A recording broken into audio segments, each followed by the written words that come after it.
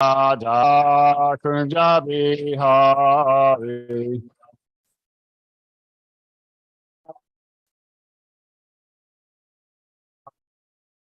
Jaya Radha Madhava Kunja Bihari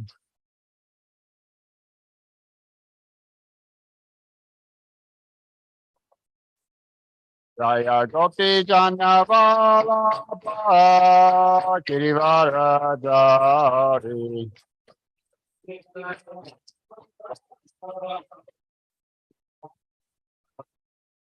Jaya Gopi Janavala Girivaradari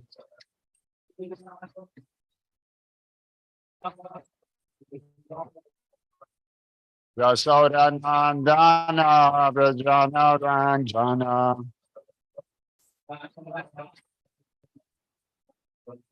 Yasoda Nandana Brajana Ranjana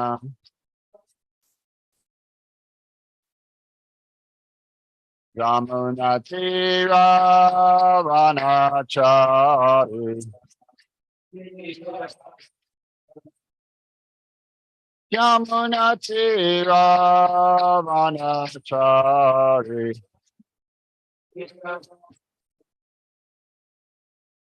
Jaya Radha Madhava Kunda Bihari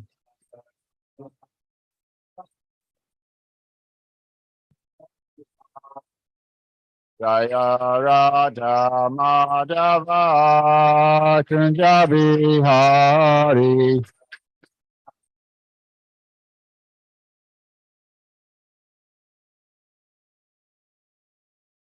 Om Namah Bhagavate Vasudevaya Om Namah Bhagavate Vasudevaya Om Namah Bhagavate Vasudevaya. So reading second canto, Srimad Bhagavatam, chapter 6, text 17. Sva Dishnyam Pratapan Prano Bahis Cha Pratyapati Aso Evam Virajam Pratapams Tapti Antar Bahi Puman Svadisnyam Pratapan Prano Bahischa Praptyatso Evam Virajam Pratipams Taptyapti Antar Bahi Puman Svadisnyam Pratapan Prano Bahischa Praptyatyaso Evam Virajam Pratapams Taptyantar Bahi Puman Svadisnyam Pratapan Prano Bahischa Praptyaptatyaso Evam Virajam Pratapams Taptyantar Bahi Puman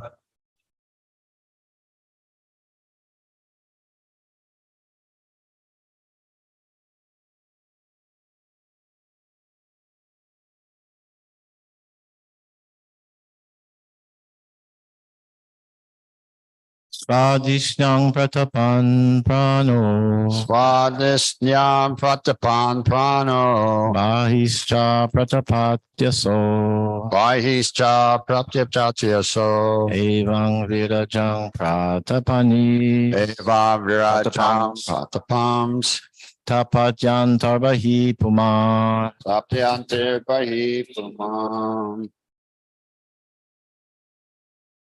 Svadishyam pratapan prano. Svadishyam pratapan prano. Vaischa pratapati asau. Vaischa praptiptatyaso. Evam virajam pratapams.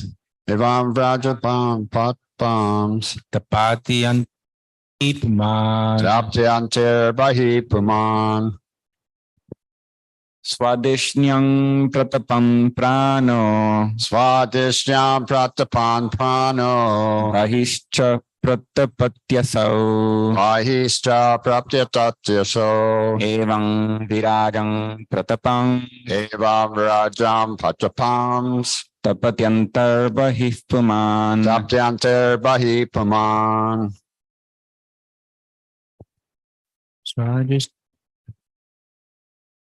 Svadishyam pratapan prano.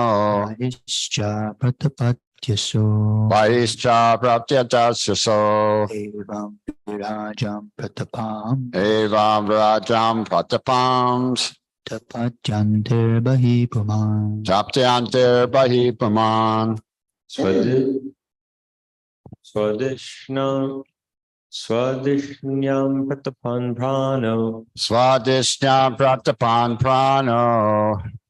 Vahischa pratapatyaso. Vahischa praptyatasyaso. Evam virajam pratapam. Evam vrajam pratapams. Tapatyantar bahipuman. Japtyantir bahi puman.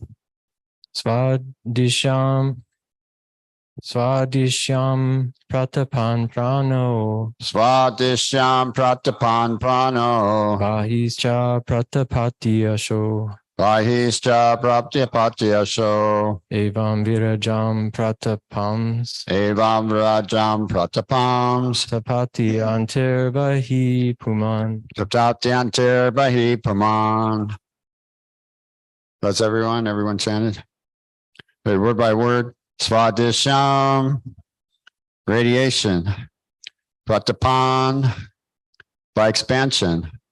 Prana, living energy. Bahi, external. Cha, also. Pratyapati, illuminated. Also, the sun. Evam, in the same way. Rajam, the universal form. Pratapan, by expansion of. Tapati, enlivens. Anta, internally. Bahi, externally. Puman, the Supreme Personality. Translation and purport by His Divine Grace A.C. Bhaktivedanta Swami Srila Prabhupada. The sun illuminates both internally and externally by expanding its radiation. Similarly, the Supreme Personality of Godhead, by expanding his universal form, maintains everything in the creation, both internally and externally.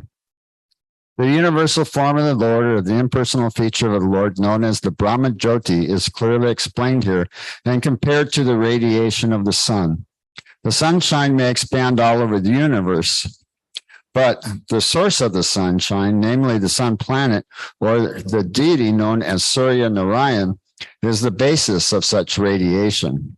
Similarly, the Supreme Personality of Godhead, Lord Krishna, is the basis of the impersonal Brahma Jyoti radiation, or the impersonal feature of the Lord.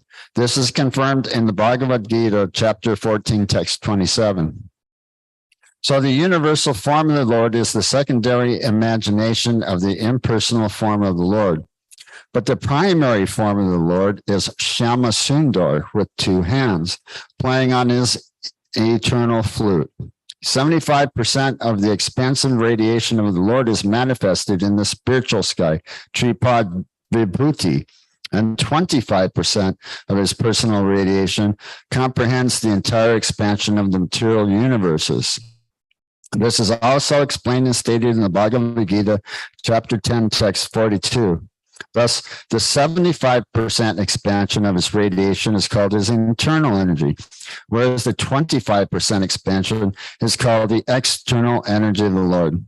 The living entities who are residents of the spiritual as well as the material expansions are as marginal energy, the Shakti, and they are at liberty to live in either of the energies, external or internal. Those who live within the spiritual expansion of the Lord are called liberated souls, whereas the residents of the external expansion are called the conditioned souls. We can just make an estimate of the number of the residents of the internal expansions in comparison with the number of residents in the external energy. May easily conclude that the liberated souls are far more numerous than the conditioned souls. Yeah, so on a class that I listened to on this verse, he was stating that Prabhupada was stating the Bhagavad-gita from chapter 9 and chapter 10 and chapter 11. Krishna is explaining his opulences and his universal form.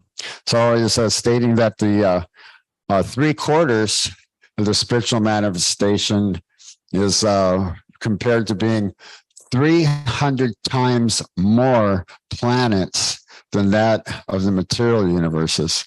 And so he was going on to say that we can hardly even imagine this universe. It's a very, very expansive. We don't understand it all. We're just saying some portion of it, and it's very, very large. And there are innumerable of these universes. And then the 3/4 of the spiritual sky is like 300 times more that, right? And so then he was explaining the Haladini Shakti, Shaladini Shakti, and the Sambit Shaktis. So in the it was mentioned in the next previous in the next verses that are coming up, fearlessness, freedom from anxiety, and deathlessness. Right, that these correspond with these specific shaktis, the eternity, knowledge, and bliss. You know, there's a Haladini, there's like eternity, Saladini, cognizance, and Sambit is deathlessness or bliss. So in the material world, there's an absence of this Satchitananda, or this happiness, this knowledge, this eternity. And it was explaining that the living entity being sharing with the supreme person or the supreme chief, the supreme father, he's sharing, Krishna is sharing with us his happiness, his eternality, his knowledge, right? He said this is different from any chiefs or leaders in the material world, any controllers in the material world. They don't share what they have like that. But Prabhupada was saying it's just like it's the son of a rich man. He shares the house and he shares the wealth with the father, you know, as much as the father is going to provide like that. But he's saying generally in the material world, the living entities, they're just not sharing it with the controller, but with Krishna sharing his happiness with us, his eternality with us.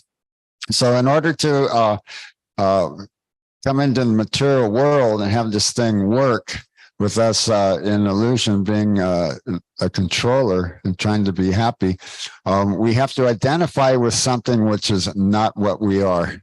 Something else. So we identify with the material body rather than as the spiritual soul.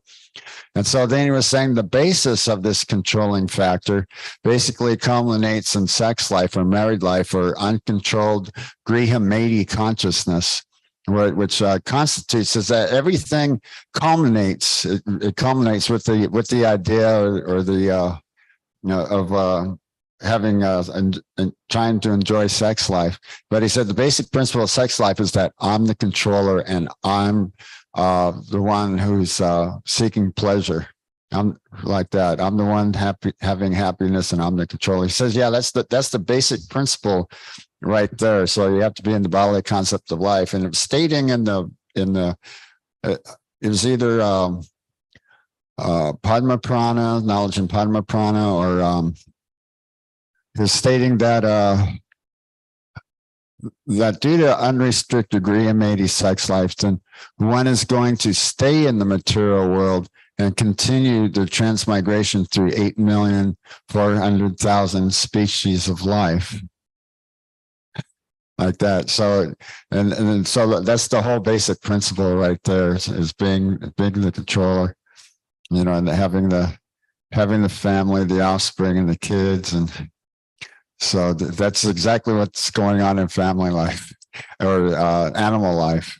They have their families, they burrow their holes, they have their nests, right? And so that's basically the principle that's going on. And so Krishna was explaining his opulences, that the material energy, the material world, it's because everything's not different from Krishna. It's Krishna and it is not Krishna. So he's explaining how, like, basically what's going on here in these verses, that Brahma is answering Narada's questions.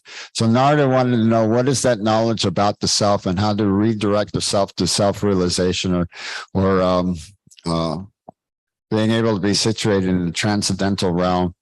And then he wanted to know, what is the basis and the background, and what is the situation of this material universe. So that's what Brahma is describing right now. He's describing the information, the science, the knowledge of Atmavit, of the soul, and how to return back home, back to Godhead, and what this basis of the material world actually really is. So is stating Krishna's opulence is like the demigods are his arms, and how the mountains are his bones, and the clouds are the hair in the sky. The clouds are his hair, and the seeing power is that of the sun, and the power to smell is that of his nostrils. And this power of hearing are the 10 directions. So there's 10 directions. In Brahma Samhita, it was stating the zenith and the nadir is up and down, as well as north, south, east, west, like that.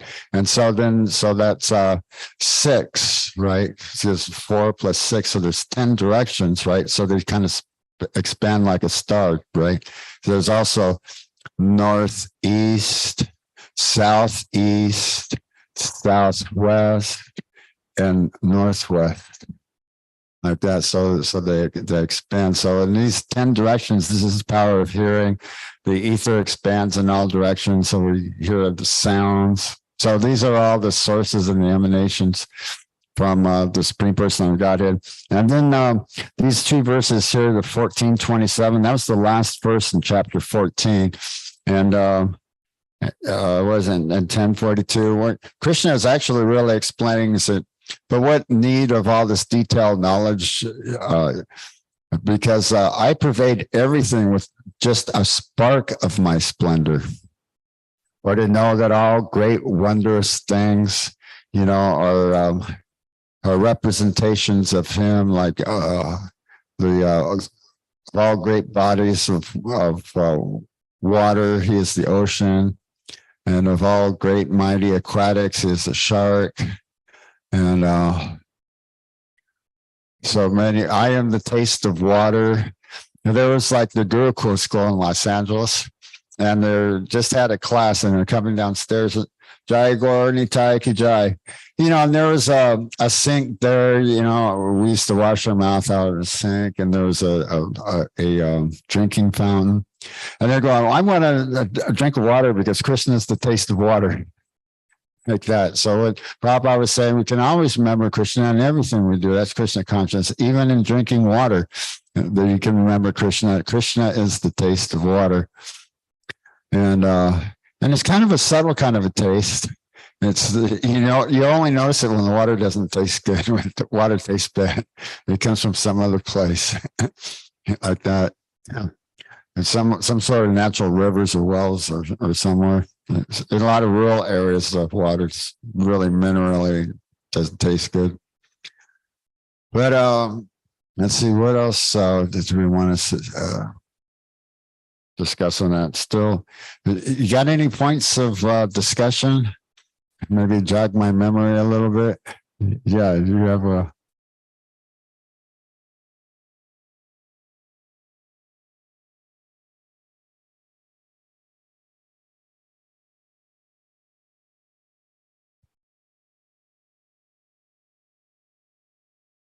Hare Krishna, I just want to clarify energies that you described. Sandini is eternity, Samvit is knowledge, and Hladini is bliss.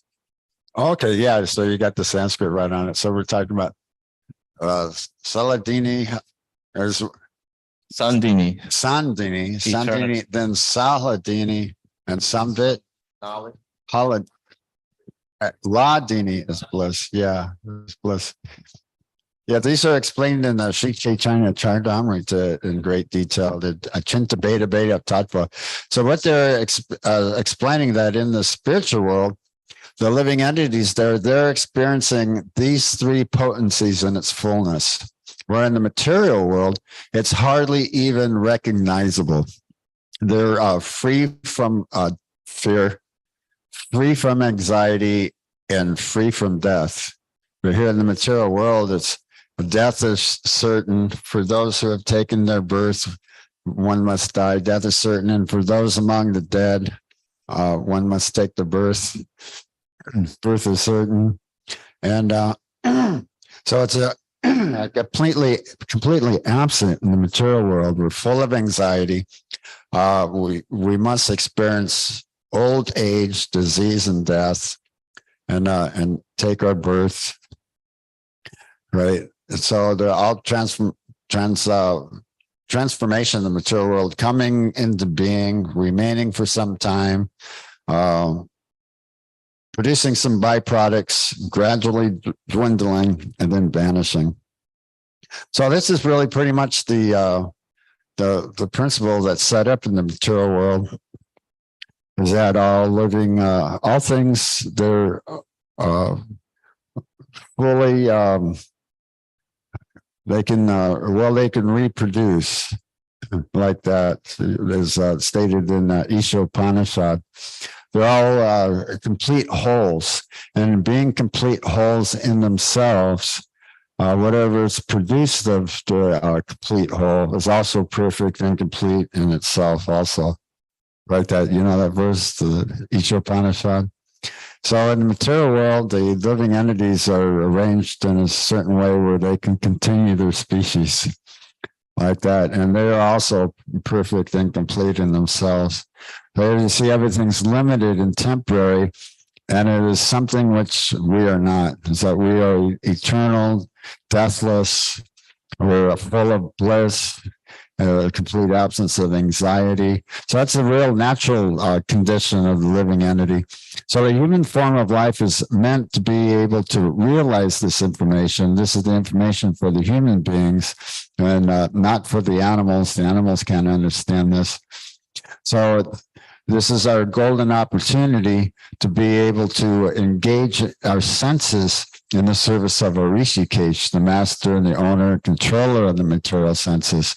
And then the fangs of the senses are being compared to the poisonous serpent. They're as if they're broken fangs, where they become not so dangerous. You can always watch the mind on all sides. There's very careful. One doesn't make friends with a venomous, dangerous serpent, dangerous snake with dangerous fangs. But by curbing these tendencies, by engaging the senses in the service of Rishikesh, then there's not much chance of a fall down. So that's the impersonalist. I was reading, Papa was mentioning about that's what it was. I looked up Vakya. So Prabhupada was mentioning the principle of the detail of the Buddhist or the Sunyavadis, that everything is zero. So in in Canto 3 of Srimad Bhagavatam, there's a quote that Srila Prabhupada says, Avakya means the Supreme Personality of Godhead, right? And then in Bhagavad-gita and in further cantos of Srimad Bhagavatam, such as 6th canto of Srimad Bhagavatam, discussing with Maharaj Prithu, Avakya means impersonal, or Sunyavadi, zero or void, like that. So it's Prabhupada was talking about how they are artificially trying to control the senses, right? And they want to experience their nirvana, or the impersonal Brahman, as itself as being supreme, instead of engaging in devotional service to the Supreme Personality of Godhead, become zero.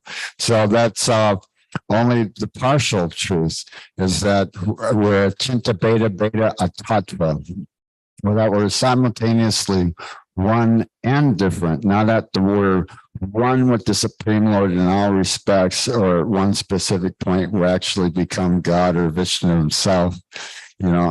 Gain some mystic cities and control the minds of the villagers, the locals, and perform some magic tricks, produce some gold, perform some yogic cities, and proclaim yourself to be Vishnu, an incarnation of God, falsely, like that. But to engage in the transcendental loving service of the Supreme Personality of Godhead, and develop your love for the Supreme Personality of Godhead. So that's what they're looking for, is like developing your love of Godhead. So, that was a nice thing. I know I mentioned this quite a few times. You give the whole thing a jump starts, you have a model, an emotional model in place, what love kind of feels like. So just apply that towards Krishna. What was that? It was that Devaki was here, and she had that book, she had these seminars, and everybody chanted one round with feelings. You're saying, Prabhupada was saying that by chanting, it's like the child calling for the mother. So he said, if the child's calling for the mother, he really wants the mother, he's not going to be thinking about playing with his friends. He's really in anxiety, he really wants his mother. So his aim is one. He's not distracted. He's completely focused. He wants his mother, like that. So it's like calling out like that for mother, hara, and with feelings, with open up our feelings for the love of Godhead and chant around like that. Yeah. So it's kind of like opening that up. That's a whole nother dimension. In the material world, it means enviousness. That's what he said. Grihamniti, the family life, it actually means enviousness. One is envious of the other family members, and the family members are envious of other families, and the community is envious of other communities, and the nation is envious of other nations. and that's particularly the state of affairs in the world right now, and national affairs and local affairs. It's all based on this envy. So yeah, it's a whole nother dimension than that. So being envious of others, being the controller.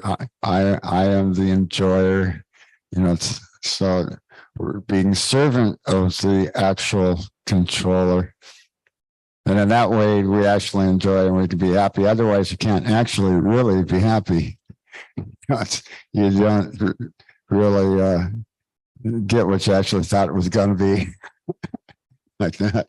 So, 8:19. Any other points of discussion? Anything we can discuss? It's still kind of early, only about 20 minutes after. Any questions online or anything? Because in the next verses, that's what we're going to be talking about: fearlessness, old age, disease, death. So these are coming up. Yeah, and the 3/4 of the Lord's energy situated beyond this material world. So here, text 21, the state Brahma saying, by his energies, the all-pervading person of Godhead is thus comprehensively the matter in the activities of controlling in devotional service. He is the ultimate master, both nescience and factual knowledge of all situations. So he's the master and the controller of Maya. As Maya's illusion is as if it's a shadow. So it's Krishna, his specific movements. So Maya is a shadow of Krishna moving material nature, moving living entities, moving creation, and annihilation. And Krishna maintains this whole universe. Yeah, so I was trying to think of, there's that other part I was trying to think of that I remembered where Shama Sundar he's standing, Tribhuti, threefold bending form, and his right foot, his heel is upraised. And that's just so as compassion, as mercifulness, that when the breeze blows, then we get the dust of Shama Sundar's lotus feet. He says, everyone else, all the other deities, they've got both feet on the ground. Maybe their hand raised in blessings, right?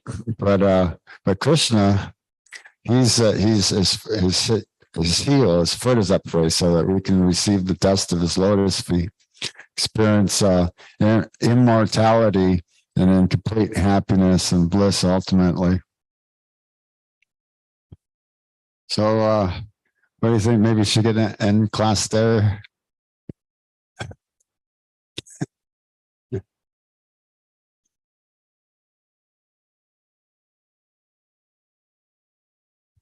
Any question? Oh, well, any question. So I don't think there could be too many questions off topic on this subject matter. You mentioned something about envy. How can we be less envious of those around us? Yeah, that's by devotional service and knowing that we're not the material body, but we're the spiritual soul. And so we're free from ego, ahankara, or self-identification. And then even then in devotional service, we're renounced. So the envious nature is basically more of an accumulative. Jai Gaura Nitai Ki Jai. It's like, how much have I got? How much more will I make according to my schemes? So, one person sees that somebody has got something they haven't got, so they feel sorry for themselves and become envious. So then if they actually carry that out, what is it? They want to take that away from that person, right? So, try to enjoy it for themselves. Or just take it from them just so they don't have it anymore, right? Yeah, that's the nature of the material world is enviousness. But to identify yourself as spiritual souls, not the material body or ahankara, or duality, delusion, and hate, right? Where Krishna states in the Bhagavad-gita that these specific illusions or identifications, the devotee is freed from duality, delusion, envy, and hate, fear, like that. So it's just being a humble servant of the Supreme Personality of Godhead. We see that if somebody actually has something we haven't got and we're renounced, we don't really want that sort of thing anyways, because that's detrimental to our devotional service. And actually, when the devotees receive something, it's dadati, prati, gonati, gonimachati, prichaticha, is that there are 6 favorable principles of loving relationships with the devotees. And that's accepting and receiving gifts, offering prasad, accepting and offering prasad. So the devotee thinks, oh, this is Krishna's mercy. This is really nice. Thank you. Somebody gives them a kirta or maybe a rascal or a sandesh or something. He thinks, oh, wow, this is great. This is Krishna's mercy. Thank you very much. Like that, that's for me. Oh, I didn't know that. I wouldn't have expected that. So our mentality is a lot more different, than the enviousness of the material world. But a spirit of competition. Somehow or other, there's a spirit of competition.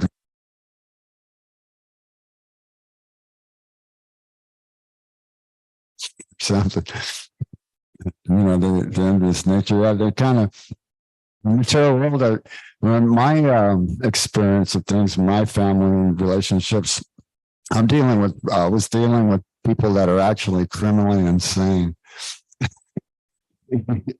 Yeah, they got criminal records and they can't leave anything or anyone alone at any time. that was rough, but yeah, to come to understand exactly just what their situation is, dysfunctional. Yeah, it wasn't a caring, loving family, that's for sure. It was one of competition, like that, but yeah, in the material world, the living entities are criminally insane. Why would you want to continue to transmigrate to the various species of life? I just saw a video they're showing a praying mantis, how a praying mantis can grab and capture really quick. It looks like a leaf. It stands and it looks like a leaf. And so the bug, it just comes by, and they're pretty big bugs too. I mean, these were pretty big beetles. And the praying mantis, you just grab them really quick and it's like eating their head off, and he's eating them alive, eating his arms, just chomp, chomp, chomp, chomp.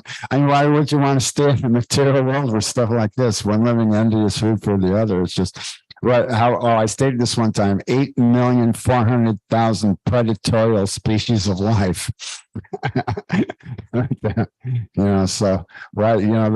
That's like totally insane, staying in the prison of the material world. And it's a hard struggle for existence, and one living entity is harming the body of the other living entity. And the fact of the matter is that in order to enjoy, you have to identify with something else other than what you actually really are. So you have to identify with the material body, which is being harmed by others. Like that. So that's pretty drastic. The animals, how they're hunting and tearing each other apart like that, eating them alive. The lion. Bob, I was saying, if you want to eat meat, basically we're given 2 canine teeth, but the result is you can take birth as a lion or a tiger, right? And then you can see them. They show the lower species of life, the films, natural wildlife films. They'll show the lion or the tiger running after the gazelle or the antelope or the zebra or something. Or you just pounce on them and attack them and drag them down. And how the mother lion will share it with the baby cubs. And so they think they're happy. I think they're happy eating dead carcasses or being a hog in abominable conditions, and their bodily situation is arranged in such a way that the hog, he's happy in the mud, with the garbage, we had a big pig, really big sow, and she was up to her chest in mud, and basically was pulling out the watermelon rinds and the cantaloupe rinds, saving them for later, just right out in the mud. It was all in the mud. I was really, really happy. The pig, that's their environment. The fish that has to be in the water. You take him out, or take the fish out of the water, it's not going to be happy. So in the same way, the living entity is like the fish out of water, is being in the material world, not being in our actual, real, eternal, spiritual constitution, but trying to enjoy in an artificial way through the body and the mind and the senses, which is just dragging one lower and lower and lower into hell and hellish species of life. So does that answer your question? Just be a humble servant of the Supreme Personality of Godhead, and you don't want anything else, anybody else's God anyways. It's detrimental to your devotional service. If someone may offer you something nice, you'd be very happy to accept it. Like that, yeah. So, any other questions, comments, further subject for discussion? Okay, so we can end class there. Yeah, Srimad Bhagavatam class.